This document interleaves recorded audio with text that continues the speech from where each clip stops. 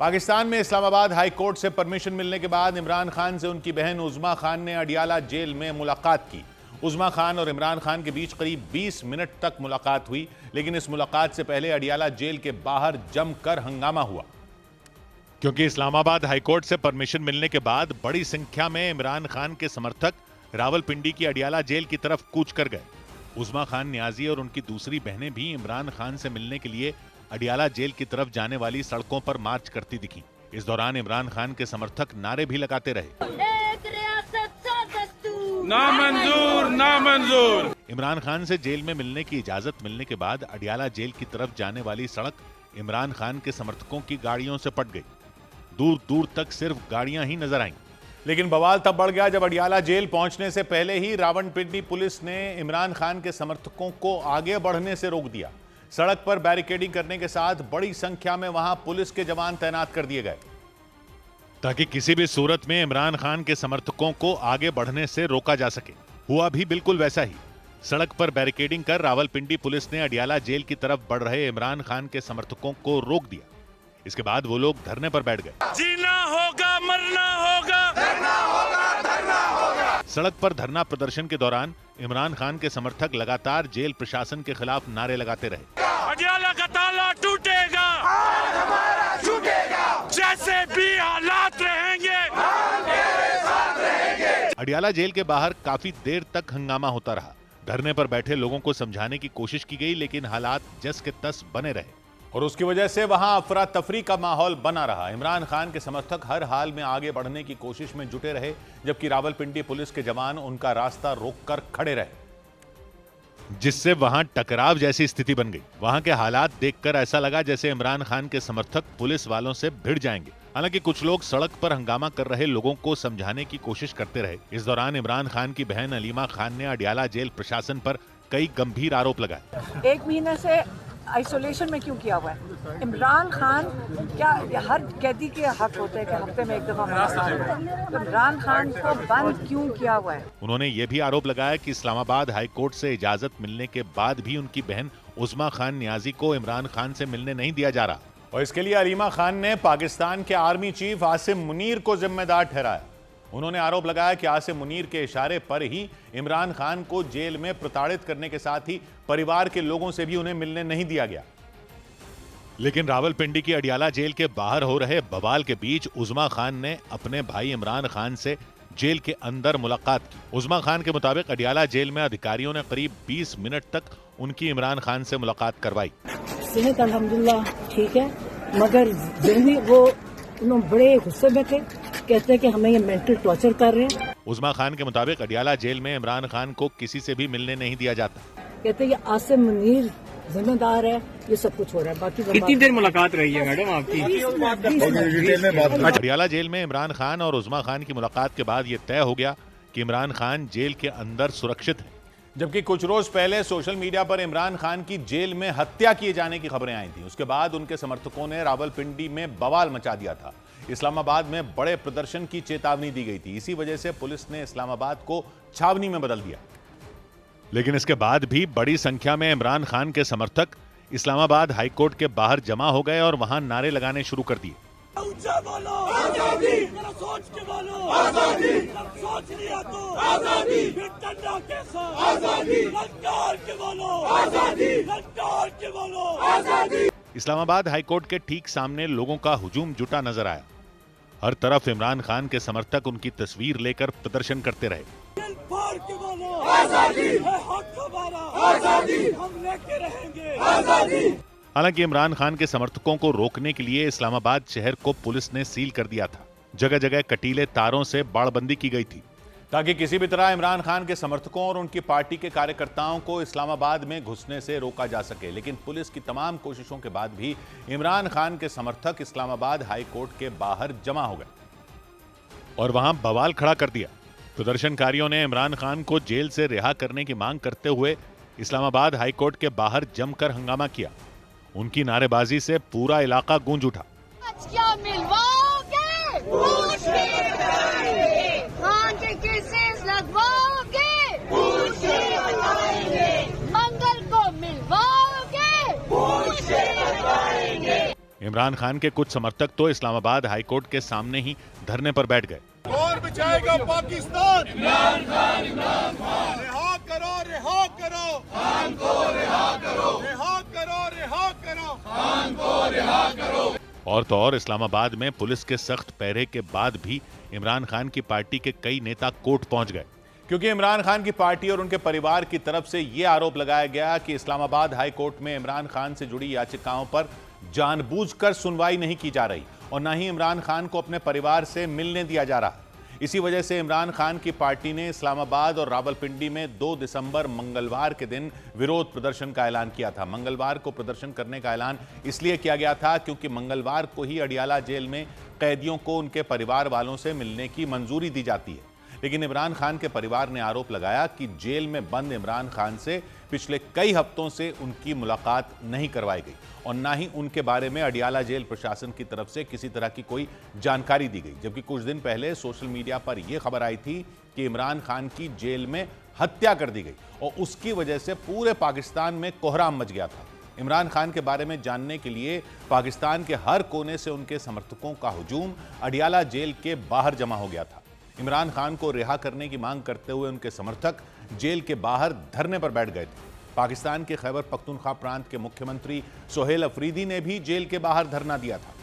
जमा देने वाली ठंड में भी सोहेल अफरीदी जेल के बाहर डटे रहे थे, लेकिन तमाम कोशिशों के बाद भी अडियाला जेल प्रशासन ने इमरान खान से मिलने की इजाजत किसी को नहीं दी थी। इसीलिए आशंका जताई जाने लगी थी कि कहीं जेल के अंदर इमरान खान के साथ कोई अनहोनी तो नहीं हो गई, क्योंकि दावा किया गया था कि जेल में बंद इमरान खान को पिछले कुछ दिनों में कई बार टॉर्चर किया गया। इसी वजह से उनके बेटे कासिम खान ने जेल प्रशासन और पाकिस्तान सरकार से अपने पिता के जिंदा होने के सबूत मांगे थे। उन्होंने सोशल मीडिया पर एक पोस्ट भी डाली थी और उसमें दावा किया था कि उनके पिता को पिछले कुछ हफ्तों से जेल के अंदर डेथ सेल में रखा गया। इमरान खान के बेटे ने आरोप लगाया था कि पाकिस्तान के आर्मी चीफ आसिम मुनीर के इशारे पर उनके पिता को जेल में प्रताड़ित किया गया और इसीलिए उन्होंने यह ऐलान किया था कि अगर जेल के अंदर उनके पिता को कुछ हुआ तो पूरे पाकिस्तान को इसकी कीमत चुकानी पड़ेगी। मतलब इमरान खान के बेटे ने पाकिस्तान सरकार को खुली चेतावनी दे दी थी। और तो और इमरान खान की पार्टी ने रावलपिंडी और इस्लामाबाद में बड़े प्रदर्शन का ऐलान किया था। इसीलिए रावलपिंडी से लेकर इस्लामाबाद तक हाई अलर्ट जारी कर दिया गया। इमरान खान के समर्थकों को रोकने के लिए रावलपिंडी में धारा 144 लगा दी गई। रैली, जुलूस, धरना प्रदर्शन करने और 5 से ज्यादा लोगों के इकट्ठा होने पर बैन लगा दिया गया।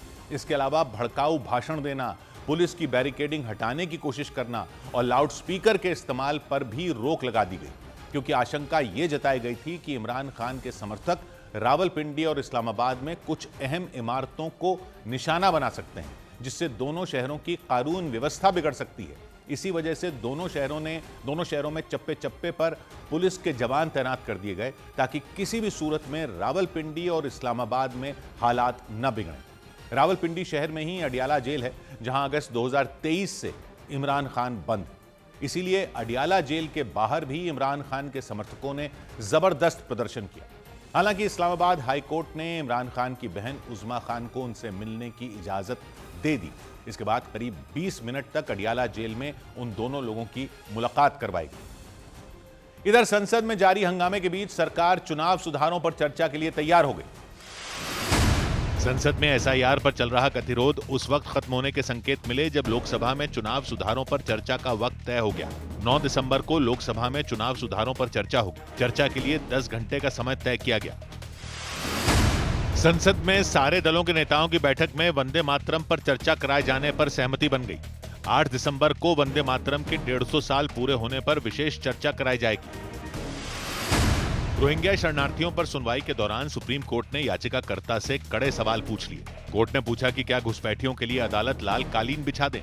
चीफ जस्टिस सूर्यकांत ने टिप्पणी की कि घुसपैठिए सुरंगों के रास्ते आते हैं और फिर भोजन और आश्रय जैसे अधिकारों की मांग करते हैं।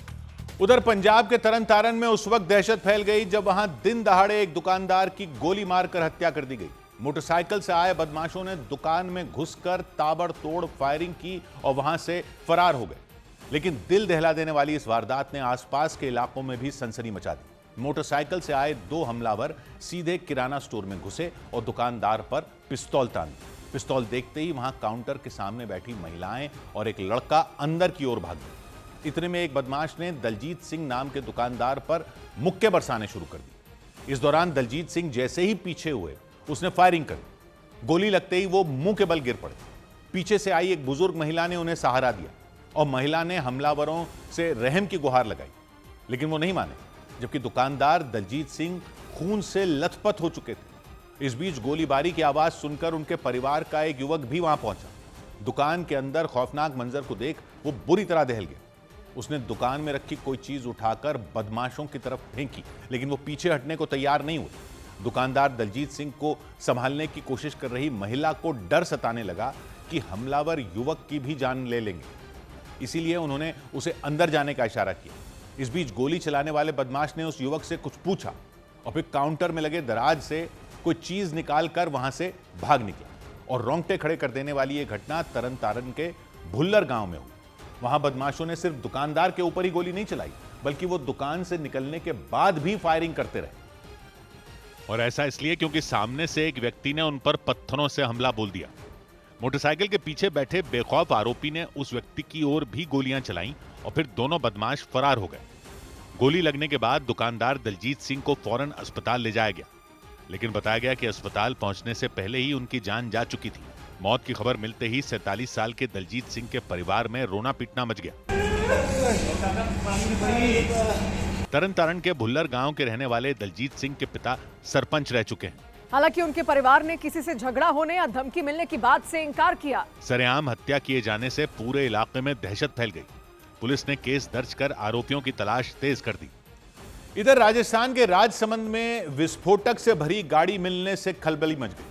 पुलिस ने आशंका जताई कि उस गाड़ी से जितना विस्फोटक बरामद हुआ, उसमें अगर धमाका हो जाता तो करीब 10 किलोमीटर के दायरे में भयंकर तबाही मच सकती थी और इसलिए इस कार्रवाई को बहुत बड़ी कामयाबी माना गया। खुफिया जानकारी मिलने पर पुलिस टीम ने जब उस गाड़ी को रुकवाया तो अंदर से एक दो नहीं बल्कि विस्फोटक से भरे सैकड़ों कार्टन मिले। बताया गया वो गाड़ी धार्मिक स्थल नाथद्वारा की तरफ जा रही थी। इसके पीछे बड़ी साजिश की आशंका जताते हुए पुलिस इस बात की जांच में जुट गई कि ये विस्फोटक किस मकसद से भेजे गए थे और इसके पीछे किसका हाथ था। उसने ड्राइवर समेत दूसरे लोगों से पूछताछ भी शुरू कर दी। उधर उत्तर प्रदेश के हाथरस में वोटर लिस्ट रिवीजन के काम में जुटे कमलकांत शर्मा नाम के बीएलओ की अचानक मौत होने से हड़कंप मच गया।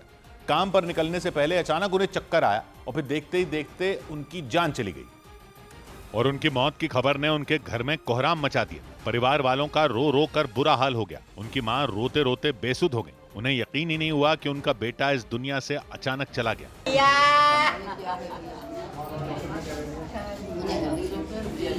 अरे मेरे लाल का चलोगा नहीं। घटना हाथरस के सिकंदराराव कस्बे के ब्राह्मणपुरी मोहल्ले में हुई। कमलकांत शर्मा नाम के बीएलओ नावली लालपुर गांव में सहायक टीचर के पद पर तैनात थे। इसके अलावा वो लगातार वोटर लिस्ट के रिवीजन का काम कर रहे थे और उनकी पत्नी के मुताबिक उन पर काम का बहुत ज्यादा दबाव था। उसी की वजह से वो लगातार परेशान रहते थे।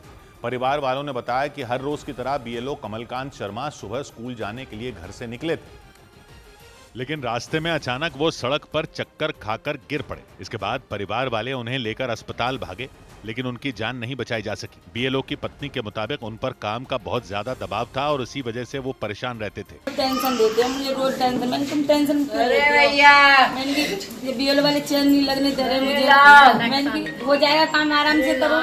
बीएलओ की मौत की खबर से प्रशासन में खलबली मच गई। तुरंत जिले के डीएम और एसडीएम समेत कई पुलिस अधिकारी उनके घर पहुंच गए। परिवार से बातचीत के दौरान अधिकारियों ने उन्हें हर संभव मदद का भरोसा दिया। इधर उत्तर प्रदेश के अलीगढ़ में एक निकाह समारोह में बीफ कोरमा परोसे जाने पर बवाल हो गया। वहां बीजेपी युवा मोर्चा के नेता बताए जा रहे कुछ लोगों ने पुलिस बुला ली।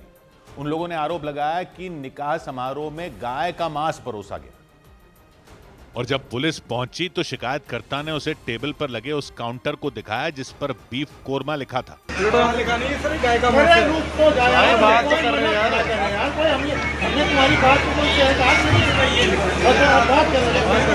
पुलिस ने उस निकाह कार्यक्रम में खाना बनाने वालों से पूछताछ शुरू की, लेकिन इस दौरान एक व्यक्ति शिकायत करने वालों से ही सवाल पूछने लग गए। बीफ के गोश्त में मतलब कभी जाएगा गोश्त नहीं होता। हाँ नहीं वो आप कैसे बनाते हैं? तो वो पढ़ा लिखा मैं जानना चाह रहा हूँ कौन से करा के क्या मतलब है?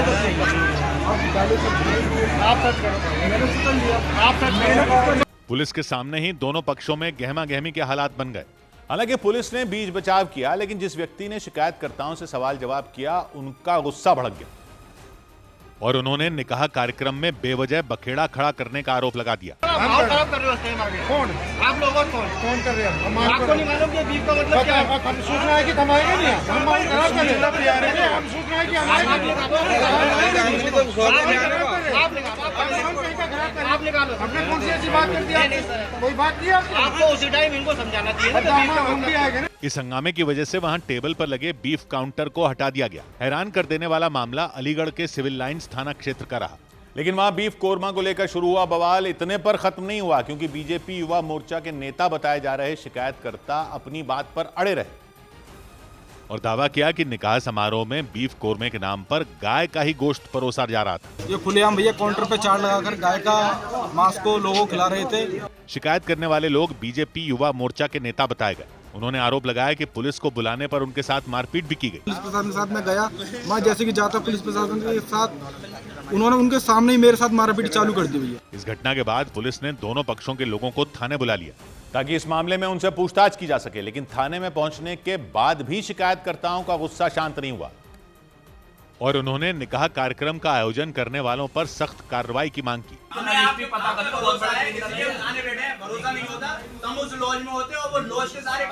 बीएसपी के सलमान शाहिद नाम के नेता भी अलीगढ़ के सिविल लाइंस थाने पहुंचे। उन्होंने बीफ कोरमा परोसने वाले निकाह समारोह के आयोजकों का समर्थन किया।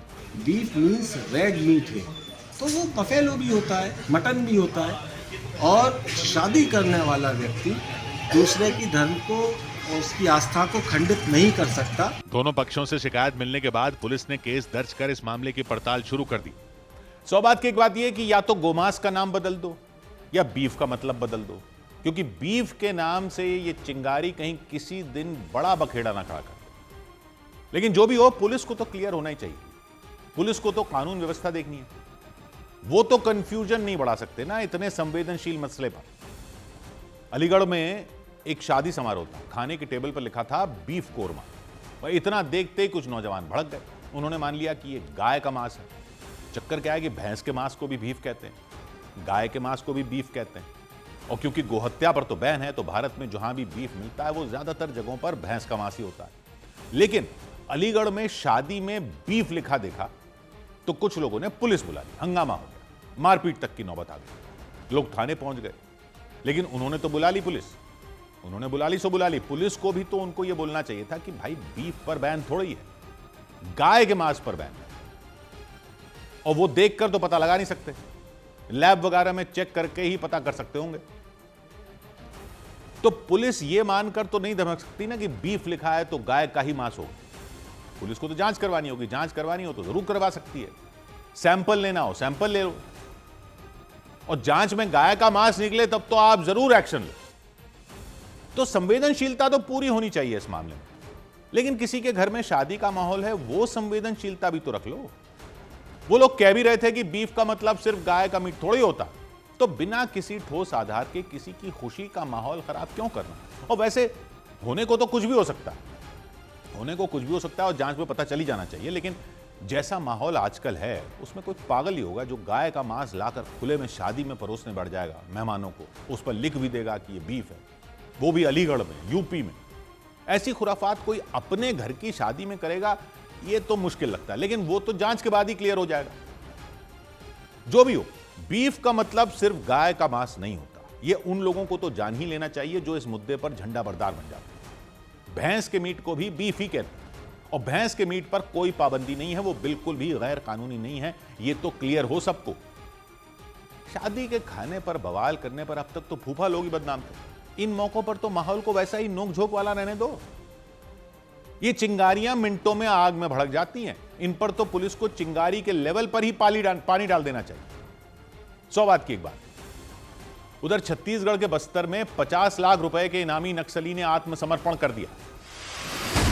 छत्तीसगढ़ के बस्तर में 50 लाख के इनामी नक्सली बारसे देवा ने पुलिस के सामने सरेंडर कर दिया। वो मुठभेड़ में मारे गए 1 करोड़ के इनामी नक्सली माडवी हिडमा का करीबी बताया गया। कुछ दिन पहले माडवी हिडमा को पुलिस ने मार गिराया था। उत्तर प्रदेश के शामली में पुलिस ने दावा किया कि उसने एक मुठभेड़ में बावरिया गैंग के सरगना मिथुन को मार गिराया। उस पर 1.25 लाख रुपए का इनाम रखा गया था। बताया गया कि उसका एक साथी फरार हो गया। इस कार्रवाई के दौरान एक जवान घायल हो गए। उत्तर प्रदेश के जालौन में पुलिस ने मुठभेड़ के बाद 2 बदमाशों को गिरफ्तार करने का दावा किया। पुलिस के मुताबिक मुठभेड़ के दौरान 2 बाइक पर सवार 4 बदमाशों ने गोलीबारी कर दी। जवाबी फायरिंग में 2 बदमाश घायल हो गए जबकि 2 फरार हो गए। पकड़े गए बदमाश बिहार के बेगूसराय जिले के रहने वाले बताए गए। इधर उत्तर प्रदेश के बहराइच में एक महिला को अपना शिकार बनाने वाले खूंखार तेंदुए को पकड़ लिया गया। वन विभाग की अलग अलग टीमें कई दिन से उस तेंदुए की धरपकड़ में जुटी थी और कड़ी मशक्कत के बाद उसे पकड़ लिया गया। वन विभाग के पिंजरे में कैद होने के बाद भी वो खतरनाक तेंदुआ बेहद आक्रामक नजर आया। उस तेंदुए की वजह से बहराइच के फकरपुर थाना क्षेत्र में लोगों का जीना मुहाल हो गया था, क्योंकि बीते कई दिन से उसे लगातार रिहायशी इलाकों के आसपास मंडराते देखा गया था। जबकि 5 दिन पहले तो उसने एक महिला पर हमला कर उनकी जान ले ली थी। इसी के बाद वन विभाग ने उस इलाके में डेरा डाल लिया। जगह जगह पिंजरे लगाए गए और एक पिंजरे में आकर वो तेंदुआ फंस गया। तेंदुए के पकड़े जाने से इलाके के लोगों ने राहत की सांस ली। हालांकि ये पहला मौका नहीं रहा जब बहराइच में जंगली जानवरों ने कोहराम मचाया हो। इससे पहले भेड़ियों के हमलों की वजह से भी यूपी का बहराइच जिला चर्चा में रहा। और इस सबके बीच वहां तेंदुए के आबादी वाले इलाकों में पहुंचने से लोगों का घरों से बाहर निकलना मुश्किल हो गया था।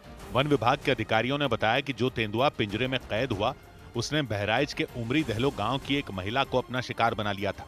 हमले में महिला की मृत्यु हुई थी, जिसके उपरांत लगातार वन विभाग की टीम वहां रेस्क्यू और जागरूकता कार्यक्रम कर रहे थे, पेड़ लगाए जा रहे थे। वन विभाग ने आशंका जताई कि वो तेंदुआ करतनिया घाट वाइल्ड लाइफ सैंक्चुरी से बाहर आया, क्योंकि पहले भी इस वाइल्ड लाइफ सैंक्चुरी से निकले तेंदुए आसपास के इलाकों में खौफ की वजह बन चुके हैं। लेकिन तेंदुए की वजह से यूपी के बहराइच ही नहीं बल्कि गुजरात के खेड़ा में भी दहशत मच गई। वहां एक तेंदुए ने तालाब के किनारे खड़े लोगों पर अचानक हमला कर दिया, जिससे 3 लोग घायल हो गए। उनमें एक युवक की जान बाल बाल बची, क्योंकि तेंदुए ने अचानक उस पर छलांग लगा दी, जिसके बाद वो जमीन पर गिर गया। हमले के डर से तालाब किनारे खड़े बाकी लोग जान बचाने के लिए भागने लग गए। थोड़ी देर के लिए वहां अफरा तफरी मच गई। कुछ लोग तो पानी में कूद गए ताकि उनकी जान बच सके। इस बीच वो तेंदुआ भाग निकला, लेकिन उसके हमले से खेड़ा जिले के उदमतुरा गांव में हड़कंप मच गया। गांव के लोगों ने तुरंत वन विभाग को तेंदुए की जानकारी दी। इसके बाद वन विभाग की टीम उस तेंदुए को पकड़ने में जुट गई। उधर बिहार में लालू यादव के नए बंगले को लेकर सियासी घमासान छिड़ गया। बीजेपी और जेडीयू ने आरोप लगाया कि लालू यादव का नया बंगला लूट खसोट और घोटाले के पैसों से तैयार हो रहा। लालू यादव का नया बंगला पटना में दानापुर इलाके के महुआ बाग में बन रहा, लेकिन पूरी तरह बनकर तैयार होने से पहले ही उनके बंगले ने बिहार का सियासी तापमान बढ़ा दिया। लालू यादव का महुआ बाग में बन रहा यह बंगला चर्चा में तब आया जब नीतीश कुमार सरकार ने राबड़ी देवी को पटना के 10 सर्कुलर रोड पर मौजूद सरकारी आवास को खाली करने का आदेश दे दिया। जैसे ही राज्य सरकार ने राबड़ी देवी को उनके आवास को खाली करने का निर्देश दिया है, उसके बाद ये बंगला, ये इमारत चर्चा में आया है। बिहार सरकार के भवन निर्माण विभाग ने राबड़ी देवी को पटना में ही 39 हार्डिंग रोड पर मौजूद बंगला आवंटित किया, जबकि बीते 20 साल से राबड़ी देवी और उनका परिवार पटना के 10 सर्कुलर रोड पर मौजूद सरकारी आवास में ही रह रहा था। लेकिन 2 दशक बाद उन्हें यह सरकारी आवास खाली करने का आदेश जारी कर दिया गया। इसी आदेश के बाद लालू यादव का नया आलीशान बंगला चर्चा में आ गया और बंगले का काम भी अचानक तेज कर दिया गया। बंगले का बाहरी ढांचा पूरी तरह तैयार नजर आया। किसी भव्य हवेली की तरह बनाए जा रहे बंगले के चारों तरफ 15 फीट ऊंची बाउंड्री वॉल बना दी गई। बंगले के अंदर बड़े बड़े 9 बेडरूम बनकर तैयार हो चुके हैं। इसके अलावा एक बड़ा सा हॉल, गेस्ट रूम, पूजा कक्ष, फैमिली लाउंज भी बनाया गया। और इतना ही नहीं, बंगले में चारों तरफ ग्रीन जोन और मल्टी व्हीकल पार्किंग बनाने की भी तैयारी है। मतलब लालू यादव के नए बंगले को तमाम तरह की सुख सुविधाओं को ध्यान में रखते हुए तेजी से तैयार किया जा रहा है।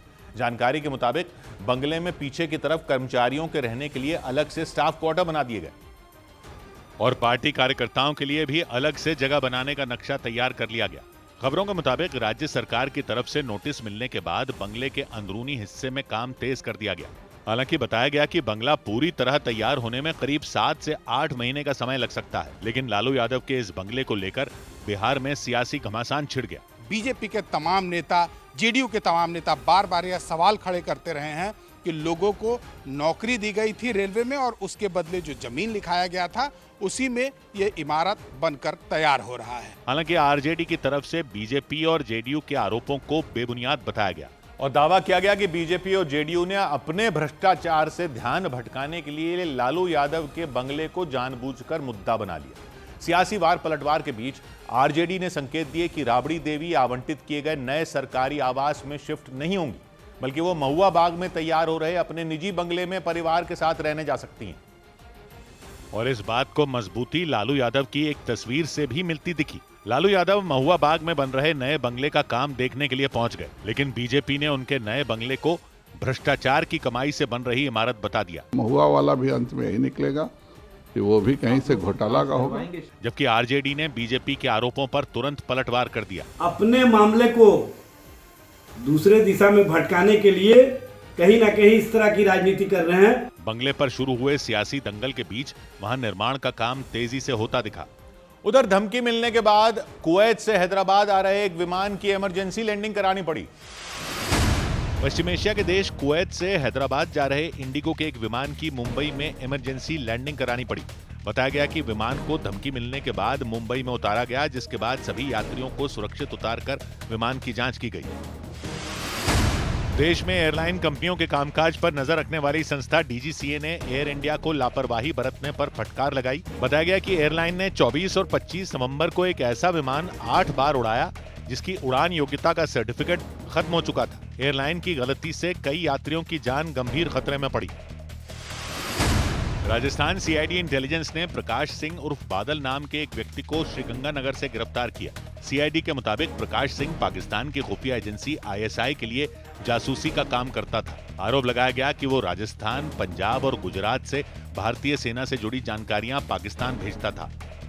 इधर गुजरात के अहमदाबाद में एक तेज रफ्तार बाइक के सड़क पर फिसलने की वजह से बाइक चला रहे युवक की मौत हो गई।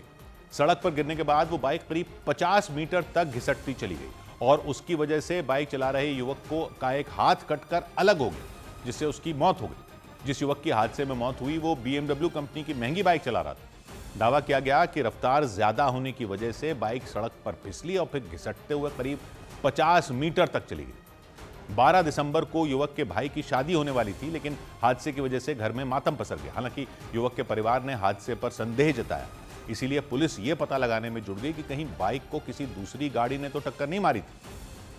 उधर महाराष्ट्र के बीड में निकाय चुनाव के दौरान एनसीपी अजीत पवार गुट और शरद पवार गुट के कार्यकर्ताओं के बीच झड़प और पत्थरबाजी हो गई। देखते ही देखते पूरा इलाका जंग के मैदान में बदल गया। बताया गया दोनों गुटों के कार्यकर्ताओं के बीच पहले बहस हुई, फिर पथराव हुआ और इसके बाद वहां भगदड़ मच गई। अपनी जान बचाने के लिए लोग यहां वहां भागते नजर आए। इस दौरान वहां कुर्सियां भी फेंकी गईं और टेबल पर रखे कागज फाड़ कर फेंक दिए गए। हंगामे और पथराव की वजह से काफी देर तक उस इलाके में दहशत का माहौल बना रहा। काफी देर के बाद पुलिस मौके पर पहुंची और पूरा माहौल शांत कराया। लेकिन बीड नहीं बल्कि महाराष्ट्र के रायगढ़ में भी निकाय चुनाव के दौरान मारपीट हुई। वहां शिवसेना शिंदे गुट और एनसीपी अजीत पवार गुट के कार्यकर्ता भिड़ गए। पुलिस की मौजूदगी में दोनों पार्टियों के कार्यकर्ताओं ने आपस में मारपीट की और जमकर हंगामा किया। मौके पर मौजूद पुलिस कर्मियों ने बीच बचाव करने की कोशिश की, लेकिन कोई मानने को तैयार नहीं था। इस दौरान वहां खड़ी गाड़ियों में तोड़फोड़ की गई। पत्थर मारकर कई गाड़ियों के शीशे तोड़ दिए गए। बताया गया कि मारपीट शिवसेना शिंदे गुट के नेता भरत गोगावले और एनसीपी अजीत गुट के नेता स्नेहल जगताप के समर्थकों के बीच हुई।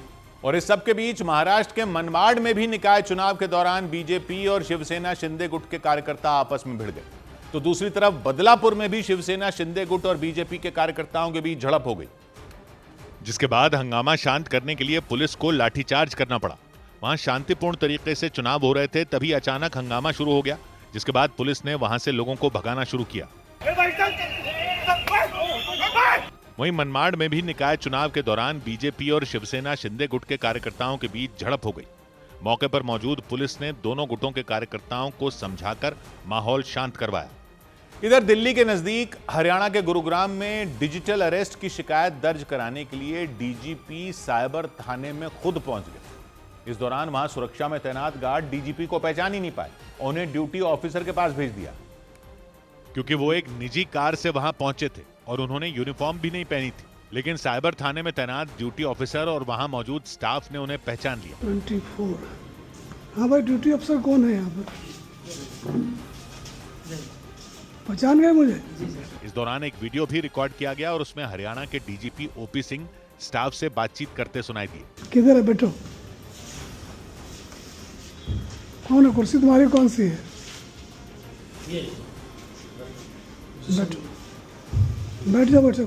ओपी सिंह के मुताबिक उन्होंने साइबर थाने में पहुंचकर वहां सुरक्षा में तैनात गार्ड से डिजिटल अरेस्ट का मुकदमा दर्ज कराने की बात कही। इसके बाद उस गार्ड ने उन्हें ड्यूटी ऑफिसर के कमरे में भेज दिया। यानी उन्होंने सुरक्षा कर्मी के सामने खुद को डिजिटल अरेस्ट का पीड़ित बताया और गुरुग्राम के साइबर थाने का औचक निरीक्षण किया। और औचक निरीक्षण करने के बाद हरियाणा के डीजीपी ओपी सिंह ने पुलिस कर्मियों की तारीफ की। जो अब सिनेमा में दिखाते हैं कि वहाँ तो पता नहीं क्या होता है, इतना बढ़िया थाना है, कितने मतलब अच्छे व्यवहार के लोग यहाँ पर हैं, आके देखें। उनके मुताबिक गुरुग्राम के साइबर थाने में जब वो ड्यूटी ऑफिसर के कमरे में पहुंचे तो वो एक शिकायतकर्ता की मदद कर रहे थे। इस दौरान उन्होंने उनसे कई सवाल भी पूछे। मैंने पूछा कि जी आप नीचे क्यों? बोला जी ये कंप्लेंट आया था, इसके पैसे जो थे गलती से किसी अकाउंट में चले गए थे, वो फिर वापस आ गए हैं, ये उनको वापस देना है, इसमें एप्लीकेशन लिखवा रहे हैं। उन्होंने साइबर थाने में शिकायतकर्ताओं को मिलने वाली सुविधाओं के बारे में जानकारी ली और साइबर अपराधों से निपटने के लिए पुलिस की तैयारियों का निरीक्षण किया। और इसके साथ ही उन्होंने साइबर अपराधों के प्रति जागरूकता बढ़ाने की बात की और लोगों को सतर्क रहने की सलाह दी ताकि डिजिटल अरेस्ट और ठगी से लोगों को बचाया जा सके। हरियाणा के डीजीपी ओपी सिंह ने किसी भी संदिग्ध कॉल, लिंक और ऐप से सावधान रहने की अपील की। इसके साथ ही उन्होंने लोगों को जरूरत पड़ने पर साइबर हेल्पलाइन 1930 पर तुरंत शिकायत दर्ज करवाने की हिदायत दी। उन्होंने दावा किया कि हरियाणा पुलिस साइबर अपराधों से निपटने के लिए युद्ध स्तर पर काम कर रही है। सही कोई प्रयास करे साइबर क्राइम में ठगी का या डराए आपको, तो आपने भय और लालच से कुछ नहीं। बताया गया कि स्कूल और कॉलेजों में छात्रों की स्पेशल टीम बनाई जाएंगी और स्पेशल टीम साइबर अपराध के प्रति लोगों को जागरूक करने का काम करेंगी। इसके लिए सोशल मीडिया और सामूहिक कार्यक्रमों के जरिए अभियान भी चलाया जाएगा। उधर उत्तर प्रदेश के मथुरा में खाद्य विभाग ने छापेमारी के दौरान 3 गोदामों से नकली कोल्ड ड्रिंक बरामद की और बताया गया कि कोल्ड ड्रिंक बनाने वाली कंपनी पेप्सिको ने अपने नामी ब्रांड माउंटेन ड्यू की जैसी कोल्ड ड्रिंक बेचे जाने की शिकायत की थी। इसके बाद खाद्य विभाग की टीम ने छापेमारी शुरू की और 3 अलग अलग गोदामों से नकली कोल्ड ड्रिंक का जखीरा बरामद किया। इस दौरान वहां भीड़ लग गई। वहां खड़े लोगों के होश उड़ गए क्योंकि उनके लिए असली और नकली का फर्क करना मुश्किल हो गया।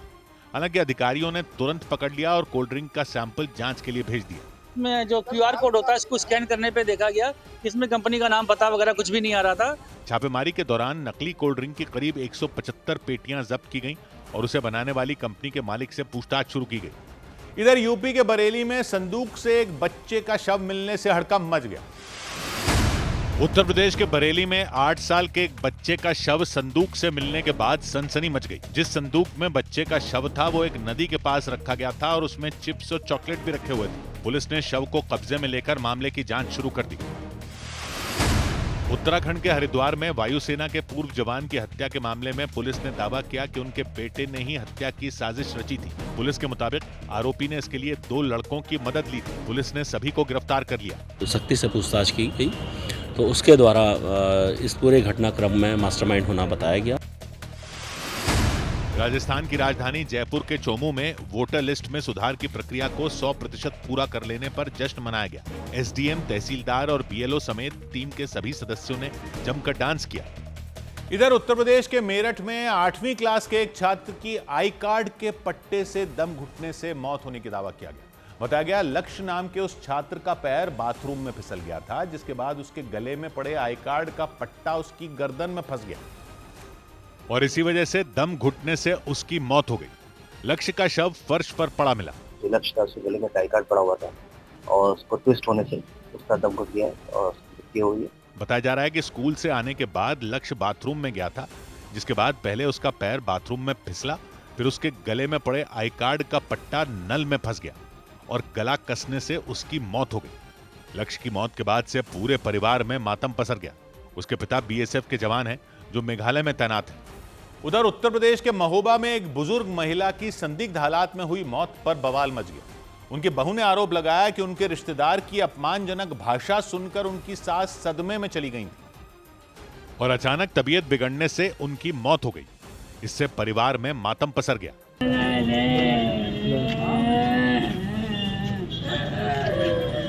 हैरान करने वाली घटना महोबा जिले के ननौरा गांव में हुई। उस महिला की मौत के बाद बहू ने आरोप लगाया कि वो उनके साथ अपने रिश्तेदार की शिकायत करने थाने पहुंची थी, लेकिन घंटों इंतजार करने के बाद भी कोई कार्रवाई नहीं हुई। छोटी वाली लड़की को पीटा है, फिर बीच की लड़की है उसके हाथ रह गया था पकड़ के। उनकी बहू ने आरोप लगाया कि रिश्तेदार ने उनकी बेटियों को लेकर बुरा भला कहा। चीन ने बताया कि बेटू की पत्नी ने गंदे आरोप लगाए। ये बात सुन के इनकी सास को एकदम से सदमा सा बैठा। इसके बाद पुलिस ने शिकायत दर्ज कर मामले की जांच शुरू की। इधर चंडीगढ़ में सरेआम हुई फायरिंग के पीछे गैंग वॉर की आशंका से दहशत मच गई। चंडीगढ़ के सेक्टर 26 में कुछ बदमाशों ने कार पर फायरिंग कर गैंगस्टर गोल्डी बराड़ के करीबी माने जाने वाले इंद्रप्रीत सिंह उर्फ पेरी की हत्या कर दी। और इस हत्या के बाद सोशल मीडिया पर अलग अलग गैंग जिस तरह से अचानक सक्रिय हो गए, उसे एक बड़ी गैंग वॉर की आहट माना गया। एक रोज पहले चंडीगढ़ के सेक्टर 26 में कार से जा रहे इंद्रप्रीत सिंह और पेरी नाम के व्यक्ति की गोली मारकर हत्या कर दी गई। पुलिस के मुताबिक उसकी कार के आगे सफेद रंग की एक दूसरी कार आकर खड़ी हो गई और फिर उसमें बैठे बदमाशों ने उस पर गोलियां चला दी। इसी जगह पर जहां पर हम मौजूद हैं, इसी जगह पर उसको गोलियां मारकर ताबड़तोड़ फायरिंग कर उसको मार गिराया। इस हत्या के बाद पुलिस ने पूरे इलाके को घेर लिया और इस अंधाधुंध फायरिंग के बाद हमलावर जिस गाड़ी में आए थे उसे छोड़कर वो फरार हो गए। जांच में पता चला कि कार का नंबर फर्जी था और पुलिस ने सफेद रंग की उस कार को अपने कब्जे में ले लिया। बताया गया उस गाड़ी में सवार होकर पहुंचे बदमाशों ने अपने चेहरे ढक रखे थे ताकि उनकी पहचान न हो सके। ये गाड़ी कहां से आई, चोरी की है या किस तरह की है, इसको लेकर अब लगातार इन्वेस्टिगेशन की जा रही है। इस बीच पुलिस ने आशंका जताई कि इस हत्या के पीछे इंद्रप्रीत सिंह के किसी करीबी का हाथ हो सकता है। प्राइमा फेसी ऐसा लगता है कि इसके ही कोई जान पहचान वाले थे, तो अभी टीम इन्वेस्टिगेट कर रही है। हालांकि कुछ ही देर बाद लॉरेंस बिश्नोई गैंग ने सोशल मीडिया के जरिए इस हत्याकांड की जिम्मेदारी ले ली। उसने लिखा, इस हत्या के बाद एक नई जंग की शुरुआत हो गई। साथ ही इंद्रप्रीत सिंह को गैंगस्टर गोल्डी बराड़ के लिए काम करने वाला गद्दार बताया, क्योंकि पुलिस की जांच में यह बात सामने आई कि इंद्रप्रीत सिंह उर्फ पेरी गैंगस्टर गोल्डी बराड़ के साथ जुड़ा हुआ था।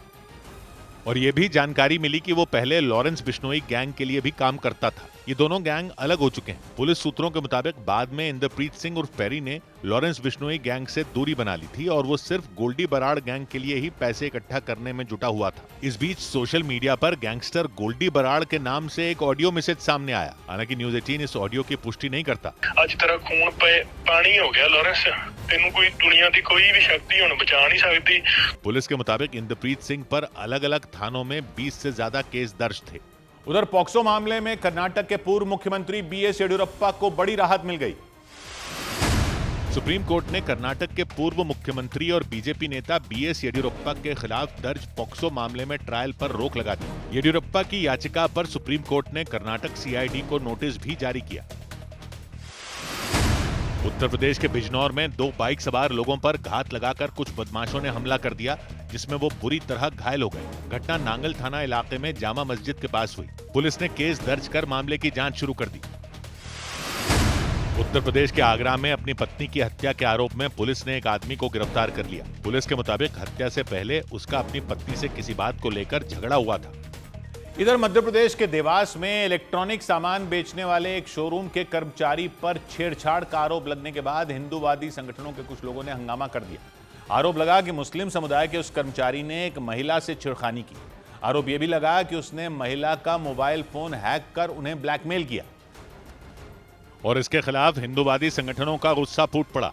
अब आ रही समझ में तेरे को क्यों करा था तुम? भैया मुझसे गलती हुई थी, मैं अब सबको अपनी बहन जैसा मानूंगा भैया। देवास में कुछ लोग एक लड़के को चप्पलों से पीटते नजर आए। मारपीट करने वाले वो लोग हिंदूवादी संगठनों के कार्यकर्ता बताए गए, जबकि वो लड़का मुस्लिम समुदाय का वो कर्मचारी बताया गया। क्यों अब से मानेगा ये जूता पड़ने के बाद? भैया मेरे से सबसे बड़ी गलती हुई थी। ये तेरे से गलती नहीं हुई? आज से पहले कभी कैसे नहीं करा मैंने यार भैया। वहां उन लोगों ने उस पर चप्पलों की बौछार कर दी और वो कर्मचारी उनके सामने अपनी गलती के लिए माफी मांगता सुनाई दिया।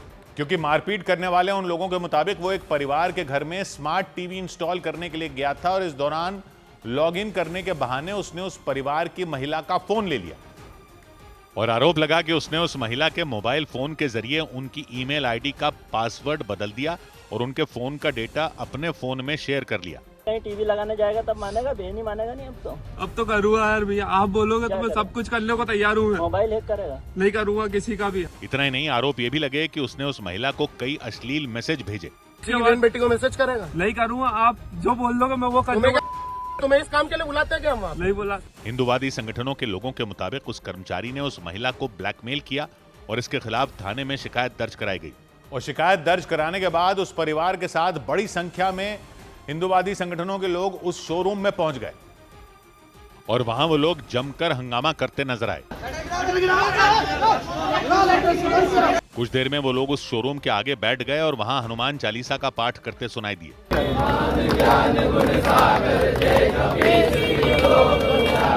उस परिवार के लोगों के मुताबिक शोरूम की तरफ से उस कर्मचारी के बारे में कोई जानकारी नहीं दी गई।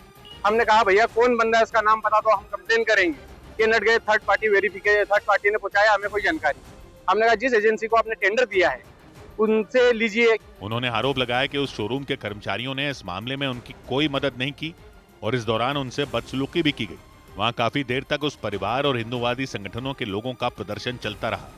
वो लोग उस कर्मचारी के खिलाफ कड़ी कार्रवाई की मांग को लेकर अड़े रहे और देवास में प्रदर्शन के दौरान उस शोरूम को बंद कर दिया गया। इस बीच उन लोगों ने वहां के मैनेजर को घेर लिया और उस शोरूम के मैनेजर प्रदर्शन कर रहे लोगों को समझाते नजर आए। उन्होंने उस आरोपी को शोरूम के ग्राहकों को सर्विस मुहैया कराने वाली कंपनी का कर्मचारी बताया। इसके साथ ही उन्होंने उस कर्मचारी के बारे में कोई जानकारी नहीं दी। देखिए सर, वो सर्विस पार्टी जो है थर्ड पार्टी है, उसके बारे में एकदम से अभी जानकारी देने का मुझे अभी वो राइट्स नहीं है, मैं नहीं दे पाऊंगा। उनके मुताबिक इस मामले की जानकारी मिलने पर उस कर्मचारी को फौरन नौकरी से निकाल दिया गया। जैसे इस बारे में संज्ञान मिला कि ये इस तरीके की हरकत हुई है, हमने इमीडिएट बेसिस पर उस व्यक्ति के अगेंस्ट में एक्शन लिया है और उसको टर्मिनेट कर दिया। आरोपी कर्मचारी मध्य प्रदेश के गुना का रहने वाला बताया गया और उसके खिलाफ शिकायत मिलने पर पुलिस ने उसे गिरफ्तार कर लिया। उधर मध्य प्रदेश के सीहोर में बिजली के स्मार्ट मीटरों के विरोध में लोगों का गुस्सा भड़क गया। लोगों ने बिजली विभाग की तरफ से लगाए जा रहे स्मार्ट मीटरों के विरोध में प्रदर्शन किया। गुस्साए लोगों ने मार्च निकाला और बीच सड़क पर धरना देकर नारेबाजी भी की, जिसकी वजह से सड़क पर करीब 1 घंटे तक ट्रैफिक थम गया। बड़ी तादाद में लोगों ने अपने हाथों में पोस्टर बैनर लेकर पदयात्रा भी निकाली।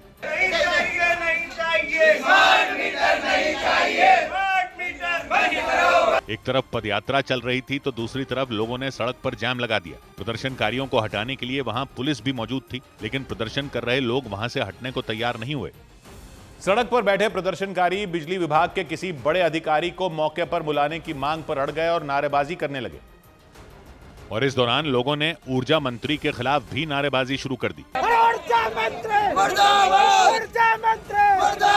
प्रदर्शनकारियों की मांग पर बिजली विभाग की तरफ से विद्युत केंद्र प्रभारी मौके पर पहुंचे। उनके पहुंचते ही लोगों ने उन्हें घेर लिया और अपनी परेशानी बताने लगे। मेरा नुकसान कौन देगा साहब? बंद दुकान में मीटर ठोक दो और बाहर जोड़ के चलेगा। लोगों की शिकायतें सुनने के बाद विद्युत केंद्र के प्रभारी ने उनकी समस्या को बिजली विभाग के बड़े अधिकारियों तक पहुंचाने का आश्वासन दिया और प्रदर्शन खत्म करवाया।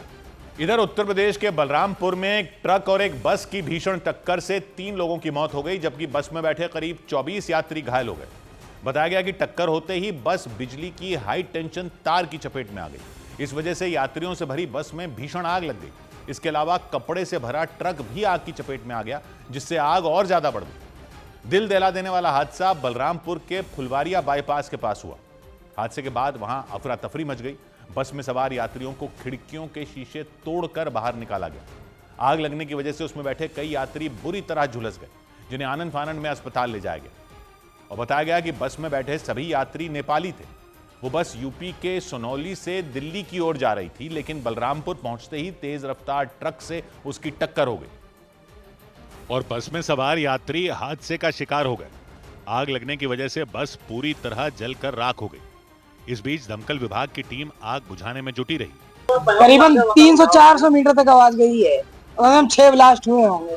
पुलिस ने भी राहत और बचाव का काम तुरंत शुरू किया। इस दौरान कई यात्री दर्द से कराहते रहे। कुछ लोगों को तो होश ही नहीं रहा कि उनके साथ हुआ क्या। पता नहीं कैसे निकले, पता ही नहीं चला। करंट लग गया मुझे बहुत जोर से। इस बीच खुदाई करने वाली मशीन से ट्रक में भरे सामान को निकाला गया और कुछ घंटों की मेहनत के बाद आग पर काबू पाया जा सका।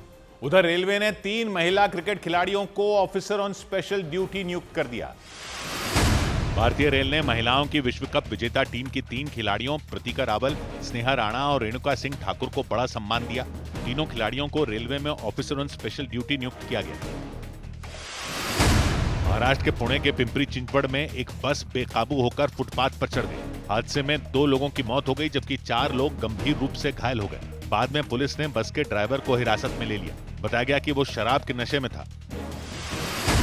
अहमदाबाद के बापूनगर इलाके में एक दुकान में अचानक भीषण आग लगने से वहां अफरा तफरी मच गई। देखते ही देखते आग की लपटें 2 और दुकानों में फैल गईं। इसका पता चलने के बाद फायर ब्रिगेड की टीम आग बुझाने में जुट गई।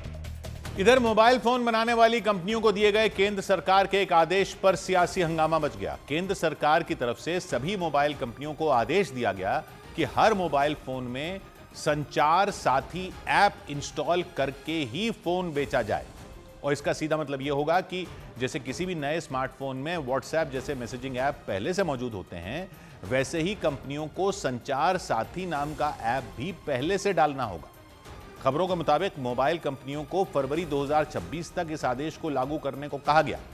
संचार साथी ऐप एक सरकारी ऐप है जिस पर ऑनलाइन फ्रॉड की शिकायत की जा सकती है। सरकार का मानना है इस ऐप के इस्तेमाल से हर तरह के ऑनलाइन फ्रॉड को रोकना आसान हो जाएगा।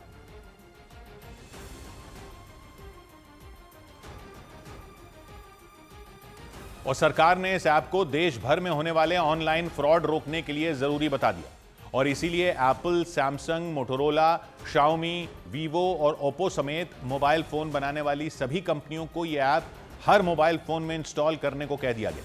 बताया गया कि पहले से चल रहे मोबाइल फोन में यह ऐप सॉफ्टवेयर अपडेट के जरिए डाला जाएगा। सरकारी आंकड़ों के मुताबिक अकेले 2024 में साल में कुल 22,800 करोड़ रुपए के ऑनलाइन फ्रॉड हुए थे, जबकि सरकार का मानना यह है कि संचार साथी ऐप के इस्तेमाल से ये फ्रॉड रोके जा सकते थे। सरकारी आंकड़ों के मुताबिक संचार साथी ऐप के जरिए देश में 7.5 लाख लोगों के चोरी हो चुके फोन ढूंढ लिए गए और इस ऐप का इस्तेमाल बड़े पैमाने पर किया जाए तो फोन के जरिए बैंक खातों से जुड़े धोखाधड़ी के मामले बंद किए जा सकते हैं।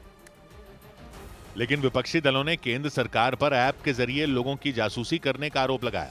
Definitely there's a need for cyber security, but that doesn't mean that it gives you an excuse to go into every citizen's telephone. I don't think any citizen would be happy. विपक्षी दलों ने आरोप लगाया कि सरकार इस app के जरिए लोगों के फोन पर नजर रखना चाहती है। हालांकि केंद्र सरकार ने ऐसे आरोपों को बेबुनियाद बताया और इसे महज सुरक्षा के लिहाज से उठाया गया कदम बताया और यह दावा किया कि अगर कोई चाहे तो अपने फोन से इस ऐप को डिलीट भी कर सकता है। मुझे फ्रॉड से प्रोटेक्ट करने के लिए, मुझे चोरी से प्रोटेक्ट करने के लिए ये ऐप है, तो हर व्यक्ति तक ये ऐप पहुंचाना हमारी जिम्मेदारी है। अगर आपको डिलीट करना है तो डिलीट कर दो। सरकार का दावा है कि इसके जरिए किसी की जासूसी करना मुमकिन नहीं है। यह ऐप सिर्फ साइबर अपराधों और ऑनलाइन फ्रॉड की घटनाओं को रोकने के लिए बनाया गया है। उधर कांग्रेस सांसद रेणुका चौधरी के कुत्ते पर दिए गए एक बयान पर हुए विवाद के बाद कांग्रेस नेता राहुल गांधी भी कुत्ते पर बात करके फंस गए। राहुल गांधी संसद परिसर से निकलते वक्त अपनी गाड़ी का इंतजार कर रहे थे और इसी दौरान वहां खड़े पत्रकारों से कुत्ते के मुद्दे पर उनकी बातचीत शुरू हो गई। इसी बातचीत में राहुल गांधी कुछ ऐसा बोल गए कि उस पर विवाद हो गया। कल क्या कर दिया बेचारे कुत्ते ने? यहाँ आया था क्या? हाँ सर, यही है। अलाउड नहीं है? ऐसा कोई रूल बुक में नहीं है, बट पेट अलाउड नहीं है। पेट अलाउड नहीं है, पेट अंदर अलाउड है। राहुल गांधी का बयान सामने आते ही बीजेपी ने उन पर हमला बोल दिया। ये राहुल गांधी वही है जो संवैधानिक पदों का और संस्थाओं का खुद अपमान करते, इसलिए रेणुका चौधरी की बात को एंडोर्स करते। एक दिन पहले कांग्रेस सांसद रेणुका चौधरी एक कुत्ते को लेकर संसद पहुंच गई थी, जिसके बाद उनके दिए एक बयान पर विवाद हो गया था। इधर कर्नाटक में सीएम की कुर्सी को लेकर चल रही खींचतान के बीच प्रदेश के मुख्यमंत्री सिद्धरमैया उप मुख्यमंत्री डीके शिवकुमार के घर पहुंच गए। इससे कुछ दिन पहले सीएम सिद्धरमैया के आवास पर भी दोनों नेताओं के बीच मुलाकात हुई थी और माना जा रहा है कि दोनों नेताओं के बीच चल रही खींचतान को कम करने के लिए ही मुख्यमंत्री नाश्ते पर उप मुख्यमंत्री के घर पहुंच गए। वहां डीके शिवकुमार के भाई और कांग्रेस के पूर्व सांसद डीके सुरेश ने उनका स्वागत किया, जिसके बाद तीनों नेताओं ने आपस में बैठकर काफी देर तक बातचीत की और फिर सभी लोग एक साथ नाश्ते की टेबल पर पहुंचे। नाश्ते के दौरान भी सभी लोग आपस में बैठकर बातचीत करते दिखे और इससे एक दिन पहले डीके शिवकुमार ने सोशल मीडिया पोस्ट के जरिए कर्नाटक के विकास के लिए मुख्यमंत्री के साथ मिलकर काम करने की बात की थी और फिर उन्होंने मुख्यमंत्री को नाश्ते के लिए अपने आवास पर आने का बुलावा भेज दिया। और इसी बुलावे के बाद मुख्यमंत्री उनके आवास पर पहुंचे और सभी लोगों ने साथ बैठकर आपस में चल रहे मतभेदों को खत्म करने की कोशिश की। दोनों नेताओं के बीच हुई बैठक के बाद पार्टी के नेताओं ने राज्य में चल रही खींचतान खत्म होने की उम्मीद जताई। As suggested by the High Command, they are meeting for the second time. I think all the issues are settled. 2006 में एचडी देवेगौड़ा की पार्टी जेडीएस से कांग्रेस में आने के बाद सीएम सिद्धरमैया पहली बार उप मुख्यमंत्री से मिलने उनके आवास पहुंचे थे। सेना के लिए हथियार बनाने और रिसर्च करने वाले संगठन डीआरडीओ ने एयरक्राफ्ट एस्केप सिस्टम का सफल परीक्षण किया। फाइटर जेट में मौजूद पायलटों की जान बचाने के लिए यह सिस्टम गेम चेंजर साबित हो सकता है, क्योंकि इस सिस्टम के जरिए सैकड़ों किलोमीटर प्रति घंटा की रफ्तार से उड़ान भर रहे फाइटर जेट में मौजूद पायलट की जान बचाई जा सकेगी। इस एस्केप सिस्टम के टेस्ट का वीडियो भी डीआरडीओ ने जारी किया। चंडीगढ़ में हुए टेस्ट के दौरान 800 किलोमीटर प्रति घंटा की रफ्तार से ट्रैक पर दौड़ रहे एक फाइटर जेट में अचानक पायलट के कॉकपिट का शीशा खुला और फिर पायलट की सीट फाइटर जेट से अलग हो गई। थोड़ी ऊंचाई पर पहुंचते ही पायलट की सीट से जुड़ा पैराशूट खुला और पायलट पैराशूट के जरिए आसानी से जमीन की तरफ आता दिखा और इसीलिए डीआरडीओ के इस एस्केप सिस्टम को बेहद अहम माना जा रहा है। कुछ दिन पहले दुबई में हुए एक एयर शो में भारत के फाइटर जेट तेजस के क्रैश होने की वजह से पायलट की जान चली गई थी, लेकिन दावा किया जा रहा है कि अगर इस तरह का एस्केप सिस्टम उस फाइटर जेट में लगा होता तो पायलट की जान बच सकती थी। इसीलिए एस्केप सिस्टम के सफल टेस्ट का वीडियो रक्षा मंत्री राजनाथ सिंह ने सोशल मीडिया पर डाला और डीआरडीओ को बधाई भी दी। सैकड़ों किलोमीटर प्रति घंटा की रफ्तार से उड़ान भरने वाले फाइटर जेट से उस वक्त पायलट को इजेक्ट होने की जरूरत पड़ती है जब दुश्मन का फाइटर जेट या मिसाइल उसे लॉक कर ले, यानी उस पर निशाना साध ले या फिर उसमें कोई तकनीकी खराबी आ जाए। इसीलिए माना जा रहा है कि उन सभी फाइटर जेट में एस्केप सिस्टम लगाया जाएगा जो अभी बनकर तैयार नहीं हुए। माना जा रहा है तेजस मार्क 2 और एमका यानी एडवांस्ड मीडियम कॉम्बैट एयरक्राफ्ट में डीआरडीओ का ये एस्केप सिस्टम लगाया जाएगा। इसके अलावा उन तेजस मार्क 1 एयरक्राफ्ट में भी ये एस्केप सिस्टम लगाया जाएगा जो अभी सेना को सौंपे नहीं गए हैं। इससे पहले विमानों में दूसरे देशों से आए एस्केप सिस्टम लगाए जाते थे। हालांकि अब भारत में ही बने एस्केप सिस्टम के जरिए फाइटर जेट पायलटों के लिए सुरक्षित बनाए जा सकेंगे। उधर यूरोप के देश बल्गेरिया की राजधानी सोफिया में वहां की सरकार के बजट के खिलाफ हो रही रैली के दौरान अचानक हिंसा भड़क गई। इस दौरान कई प्रदर्शनकारी पुलिस से भिड़ गए, उन्होंने पथराव शुरू कर दिया। लोगों ने इसके साथ ही वहां भयंकर आगजनी भी की और इसके बाद तो बल्गेरिया की राजधानी सोफिया में भारी हिंसा शुरू हो गई। रैली में शामिल कई लोगों ने अचानक सामने खड़े पुलिस वालों पर पटाखे फोड़ दिए और खूब पत्थर बरसाए।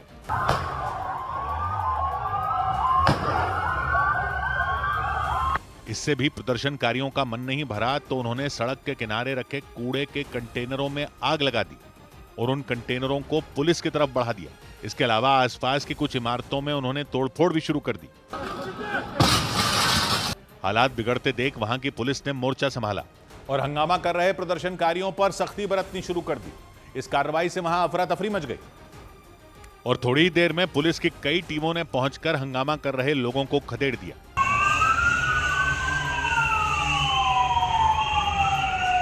इससे पहले बल्गेरिया में हजारों की संख्या में लोग सरकार के बजट के खिलाफ सड़कों पर उतर आए। उन्होंने टैक्स में बढ़ोतरी समेत कई दूसरे प्रस्तावों का जमकर विरोध किया। उन्होंने आशंका जताई कि इससे लोगों की आमदनी पर बड़ा असर पड़ सकता है। बाद में वहां की पुलिस ने सैकड़ों प्रदर्शनकारियों को हिरासत में लेकर हंगामे को खत्म कराया। ये बवाल ऐसे वक्त में हुआ जब बल्गेरिया यूरोप की कॉमन करेंसी यूरो को अपनाने की तैयारी में है। माना जा रहा है कि इसलिए वहां की सरकार ने बजट में कई सख्त फैसले लिए। इधर यूक्रेन में चल रही जंग के बीच रूस की फौज ने दुश्मन के 2 नए शहरों पर कब्जे का दावा कर खलबली मचा दी। रूस के रक्षा मंत्रालय ने बताया कि यूक्रेन को कई मोर्चों पर मुंह की खानी पड़ी और उसके सैनिकों को पीछे खदेड़ दिया गया। इसी कड़ी में रूस ने यूक्रेन के दोनेत्स्क प्रांत में मौजूद पोक्रोस्क शहर पर अपना दावा ठोक दिया। वहां रूस का झंडा फहराया गया। 3.5 साल से भी लंबे वक्त से जंग की आग झेल रहा यूक्रेन का वो शहर बिल्कुल वीरान नजर आया। हर तरफ सन्नाटा पसरा दिखाई दिया। सड़कों पर ना तो गाड़ियां दिखी, न ही लोग। आसमान में कोई पंछी तक मंडराता नहीं दिखा। रूस का दावा है उसके भीषण हमलों से डरे यूक्रेन के सैनिक शहर छोड़कर भाग गए, लेकिन यूक्रेन ने इस तरह के दावों को झूठा बताया और दो टूक कह दिया कि उसकी सेना रूस के हर हमले का मुंहतोड़ जवाब देने में जुट गई। और इतना ही नहीं, यूक्रेन ने पोक्रोस्क शहर पर रूस के कब्जे को भी मानने से इनकार कर दिया। लेकिन रूस ने सिर्फ पोक्रोस्क नहीं बल्कि यूक्रेन के वोवचांस्क शहर पर भी कंट्रोल हासिल करने का दावा किया।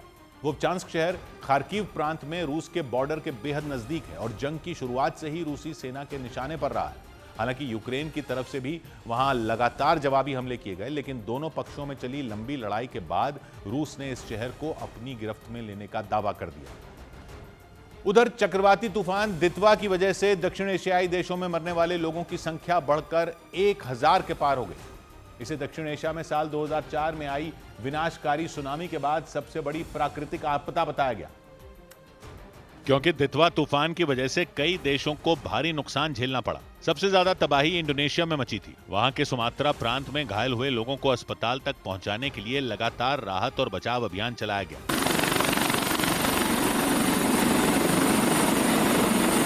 इसके साथ ही हेलीकॉप्टरों के जरिए बाढ़ से प्रभावित इलाकों में राहत सामग्री भी भेजी गई। तूफान की वजह से वहां इतनी बारिश हुई थी कि ज्यादातर इलाके डूब गए थे। तूफान के जाने के कई दिन बाद भी उन इलाकों की हालत में कोई सुधार नहीं हुआ और कई इलाकों में चारों तरफ बाढ़ का कब्जा दिखा। तूफान की वजह से वहां कई जगहों पर पहाड़ खिसकने की भी घटनाएं हुई थी और उन इलाकों में मलबा हटाने के दौरान कई शवों को निकाला गया। पहाड़ खिसकने से वहां के ज्यादातर गांवों का तो नामो निशान तक मिट चुका था। सैकड़ों मकान बर्बाद हो गए तो हजारों लोग बेघर हो गए। इंडोनेशिया में लाखों लोगों पर तूफान का असर हुआ। इसने इंडोनेशिया के अलावा श्रीलंका में भी कहर ढाया था।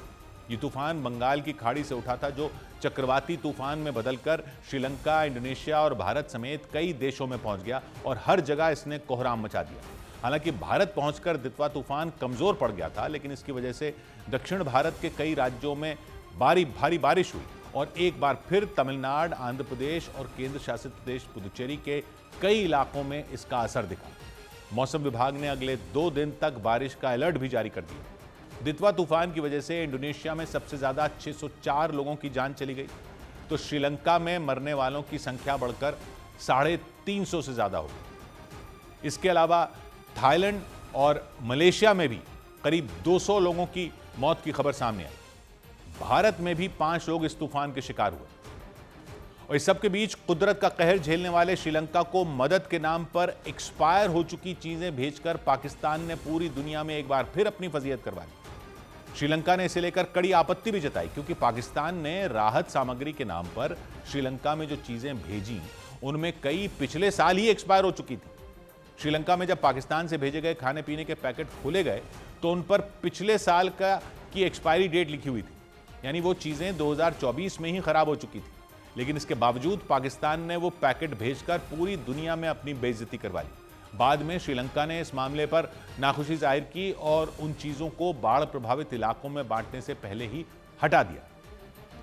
उधर बांग्लादेश की राजधानी ढाका में कट्टरपंथी संगठन जमात इस्लामी के कार्यक्रम में पाकिस्तान जिंदाबाद के नारे गूंजे।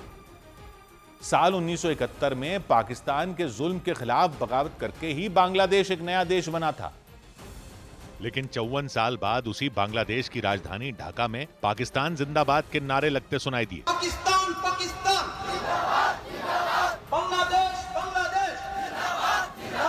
जमाते इस्लामी के समर्थकों की मौजूदगी में कार्यक्रम के दौरान ये नारेबाजी की गई। इस नारेबाजी ने बांग्लादेश की पाकिस्तान के साथ बढ़ती नजदीकियों के संकेत दिए।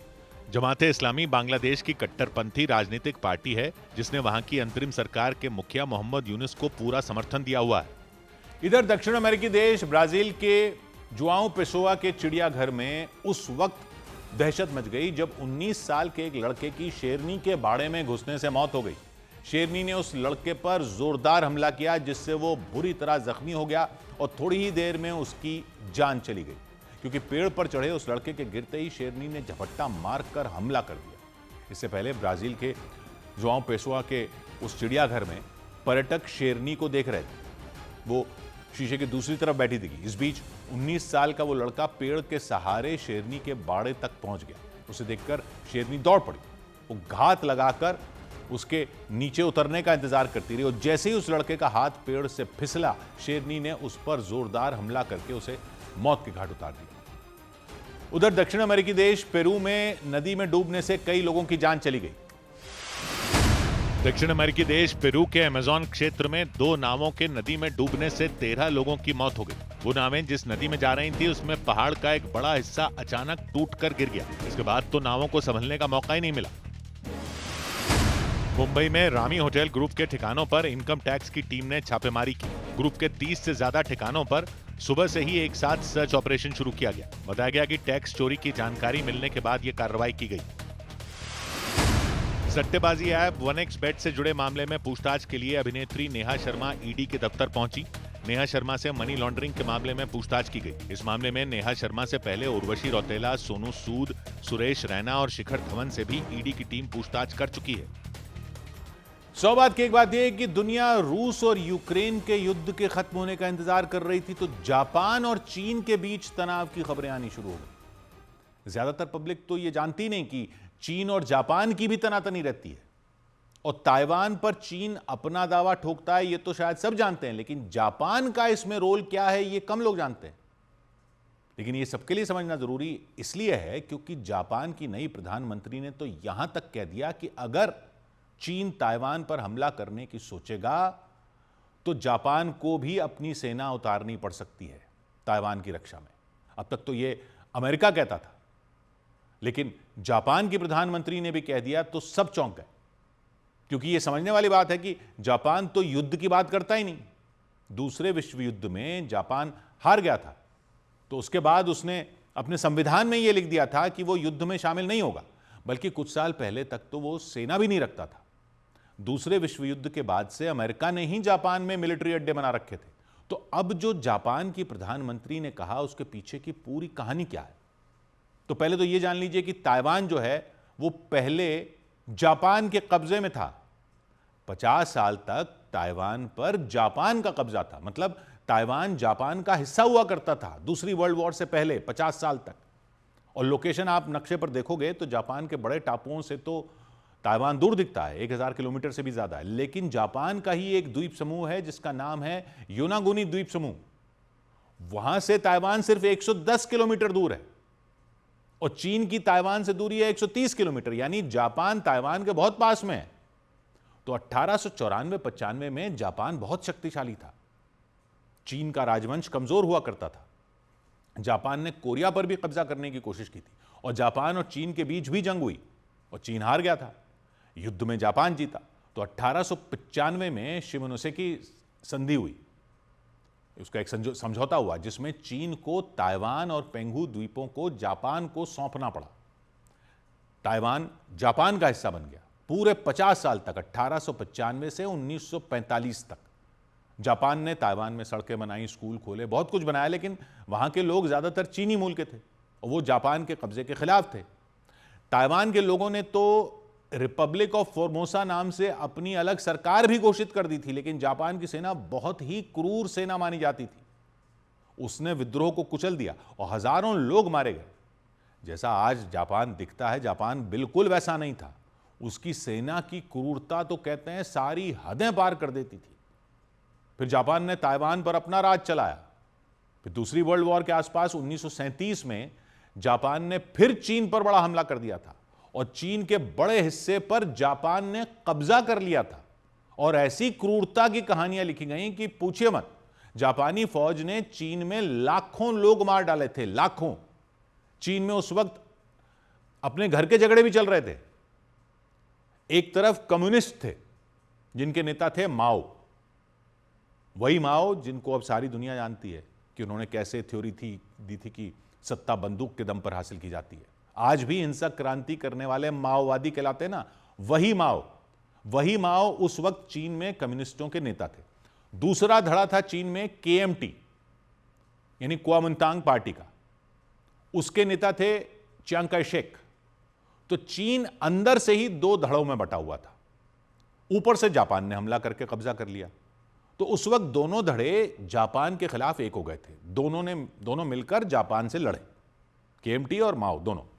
1943 में काहिरा समझौता हुआ और अमेरिका, ब्रिटेन और चीन ने ऐलान किया कि जापान को विश्व युद्ध में अगर हरा देंगे तो हराने के बाद ताइवान चीन को वापस मिल जाएगा। फिर 1945 में अमेरिका ने जापान पर परमाणु बम फेंक दिए, जापान हार गया, दूसरा विश्व युद्ध खत्म हो गया, जापान को ताइवान छोड़ना पड़ा और Taiwan Republic of China ROC को सौंपा गया। यह रिपब्लिक ऑफ चाइना जो था वो केएमटी की सरकार थी, यानी वो सरकार जिसके खिलाफ माओ की कम्युनिस्ट पार्टी लड़ रही थी। लेकिन ताइवान के लोगों ने फिर केएमटी की, चांग काई शेक की सरकार के खिलाफ विद्रोह कर दिया और हजारों ताइवानी इसमें मारे गए। फिर इतिहास में आया 1949 का अहम मोड़। चीन में गृह युद्ध खत्म हो गया, दो धड़े थे, वो खत्म हो गया युद्ध। माओ की कम्युनिस्ट पार्टी ने केएमटी को हरा दिया और माओ ने आरओसी यानी रिपब्लिक ऑफ चाइना को बना दिया PRC, People's Republic of China. यही है आज का चीन, जिसकी स्थापना माओ ने की थी। लेकिन केएमटी पार्टी जो थी, जो पहले थी, उसके चांग काई शेक और उनके समर्थक ताइवान भाग गए। उनका कहना था कि असली चीन वो है। तो जो आरओसी रिपब्लिक ऑफ चाइना माओ ने हटाया चीन से, उन्होंने ताइवान में उसी रिपब्लिक ऑफ चाइना आरओसी की सरकार स्थापित कर दी। यानी कि चीन के अंदर जो लड़ाई थी दो धड़ों की, उसमें कम्युनिस्टों ने चीन में अपनी सरकार बना ली जो मुख्य मेनलैंड पर, और दूसरे धड़े ने छोटे से ताइवान में अपनी सरकार बना ली। तो चीन दो हिस्सों में बढ़ गया। मुख्य भूमि पर people's Republic of China PRC यानी कम्युनिस्ट चाइना, ताइवान पर आरओसी रिपब्लिक ऑफ चाइना। दोनों दावा करते रहे कि वो वही असली चीन है। अब तो खैर चीन का पीआरसी ही मेन हो गया है। चीन जो हो गया है, चीन का मतलब ही पीआरसी हो गया अब, यानी जो माओ ने बनाया पीपल्स रिपब्लिक ऑफ चाइना, जहां अब शी जिनपिंग की सरकार है। और यह चीन कहता है कि ताइवान उसी का हिस्सा है और वहां का एक प्रांत है, जबकि ताइवान कहता है कि वो अलग है और वो आरओसी ताइवान है। अब वो कहता है हम रिपब्लिक ऑफ चाइना ताइवान है और वहां लोकतंत्र है। अमेरिका ने उस वक्त रिपब्लिक ऑफ चाइना का साथ दिया, यानी ताइवान वाली चाइना का साथ दिया। वहां अपना 7वां बेड़ा भेजा ताकि people's Republic of China PRC वाला मुख्य चीन ताइवान पर हमला ना कर सके। फिर 1971 में, ये 1949 के बाद चलता रहा। फिर 1971 में संयुक्त राष्ट्र में चीन के रूप में पीआरसी को मान लिया गया। यूएन में मान लिया गया कि जो ये चीन है, जो अभी जिसको हम चीन मानते हैं, वही चीन है। और आरओसी को हटा दिया गया, जो रिपब्लिक ऑफ चाइना ताइवान वाला था उसको हटा दिया गया यूएन से। 1972 में अमेरिका ने भी पीपल्स रिपब्लिक ऑफ चाइना को मान्यता दे दी, यानी इस वाले चीन को, और जो ताइवान वाला था उसको छोड़ दिया। जापान ने भी 1972 में इस वाले चीन को पीआरसी को के साथ संबंध बनाए। लेकिन जापान ने ताइवान के साथ अनौपचारिक व्यापार जारी रखा। इस बीच हुआ क्या कि ताइवान ने इकोनॉमी में चमत्कार कर दिया। चीन तब गरीब देश था, ये 70 के दशक की बात है। ताइवान की अर्थव्यवस्था तेजी से बढ़ गई, वहां लोकतंत्र लागू किया गया। मुख्य चीन गरीब था, ताइवान अमीर होता गया। जापान का ताइवान से पुराना रिश्ता था, 50 साल शासन किया था जापान ने। लेकिन हाल के साल में क्या हुआ? हाल के साल में अब चीन की ताकत बढ़ती गई है, तो जापान को भी चिंता होने लगी, क्योंकि ताइवान के पास ही जापान के योनागुनी द्वीप हैं, जो ताइवान से सिर्फ 110 किलोमीटर दूर है। तो अब जब जापानी संसद में वहां की प्रधानमंत्री ने कहा कि ताइवान पर चीनी हमला जापान के लिए जीने मरने का संकट हो सकता है, तो इसका मतलब था ऐसे में जापान अपनी सेना भी भेज सकता है। तो यह पहली बार इतना साफ तरह से कहा गया। पहले जापान सिर्फ चिंता जताता था, इस पर चीन भड़क गया। उसने भी ऐलान कर दिया कि जापान हस्तक्षेप करेगा तो उसको आक्रमण माना जाएगा। चीन की सेना ने चेतावनी दे दी कि जापान को कुचल दिया जाएगा अगर उसने कुछ हरकत की तो। अब खबरें हैं कि जापान ने योनागुनी द्वीप पर मिसाइलें तैनात करने की योजना बना ली है, यानी ताइवान से 110 किलोमीटर दूरी। आर्थिक युद्ध भी शुरू हो चुका है। चीन ने जापान की यात्राओं पर अपने नागरिकों को चेतावनी जारी कर दी। 5 लाख से ज्यादा टिकट कैंसिल हो गए, एयरलाइन ने रिफंड दे दिए, जापानी फिल्में हटा दी गई, जापान के सी फूड पर बैन की आशंका है। यानी तनाव बना हुआ है और पूरी दुनिया की नजरें भी बनी हुई हैं इस तनाव पर। इसलिए यह सबको जानना जरूरी है कि वहां क्या हो रहा है, और उससे भी बड़ी बात कि जो हो रहा है वो क्यों हो रहा है। 100 बात की एक बात। इधर राजस्थान के झालावाड़ में सरकारी योजनाओं का फायदा दिलाने वाले एक गिरोह का भंडाफोड़ करने का दावा किया गया। राजस्थान के झालावाड़ में लोगों को दिव्यांग सर्टिफिकेट बनवाकर सरकारी योजनाओं का फायदा दिलाने वाले एक गिरोह का पर्दाफाश हुआ। बताया गया इस गिरोह ने कई अधिकारियों के आईडी और पासवर्ड चोरी कर सैकड़ों लोगों को करोड़ों रुपए की सरकारी योजनाओं का लाभ दिलवाया था। अमेरिकी राष्ट्रपति डोनाल्ड ट्रंप के आवास यानी व्हाइट हाउस में क्रिसमस की तैयारियां शुरू हो गईं। वहां भव्य सजावट की गई। इस मौके पर अमेरिका की फर्स्ट लेडी और डोनाल्ड ट्रंप की पत्नी मेलानिया ट्रंप वहां की खूबसूरती का जायजा लेती नजर आईं।